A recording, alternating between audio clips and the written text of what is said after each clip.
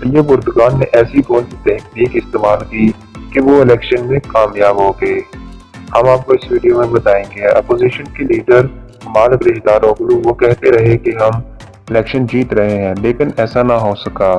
پچھلے چند دنوں میں اردگان نے ایک ایسا کام کیا کہ عین موقع پر انہوں نے میدان مار لیا۔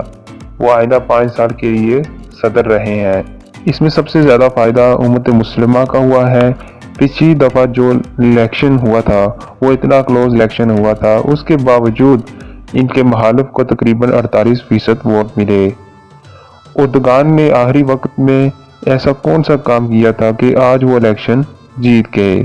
اردگان نے کام یہ کیا کہ انہوں نے انٹرنیشنل میڈیا پر ایک بڑی کیمپین چلائی کہ طیب اردگان کو ہارنا چاہیے۔ اگر وہ جیت گیا تو امت مسلمہ کے ساتھ جو اس نے تعلقات بہتر کیے ہوئے ہیں وہ اور مضبوط ہو جائیں گے۔ اس طرح سے مغربی ممالک کو بہت بڑا جھٹکا لگے گا، مغربی ممالک کو تکلیف ہوگی، امریکہ کے لیے جھٹکا ہوگا، اور ہم چاہتے ہیں کہ ہر صورت اردگان ہارے۔ اردگان نے اس پورے آرٹیکل کی تمام جو کیمپین ہے اس کو اپنے ٹی وی چینل پر چلوا دیا۔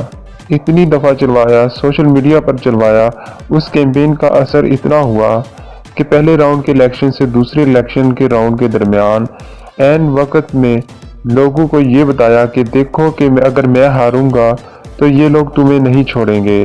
اس نے کہا کہ اس کے بعد پھر ایک نئی پالیسی ہوگی، ابھی تو میں بہتر تعلقات کر رہا ہوں، پابندیاں ہٹ رہی ہیں، پھر ہم نئے سرے سے ابھر کر آگے آئیں گے۔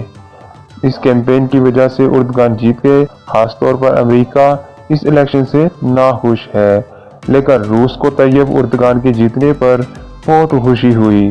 وہاں پر جشن منایا گیا کیونکہ روس اور ترکی کے بہتر تعلقات کی وجہ بھی طیب اردگان ہی ہیں۔ ہماری ویڈیو کیسی لگی؟ ہمارے اس چینل کو سبسکرائب کریں، لائک اور شیئر کریں۔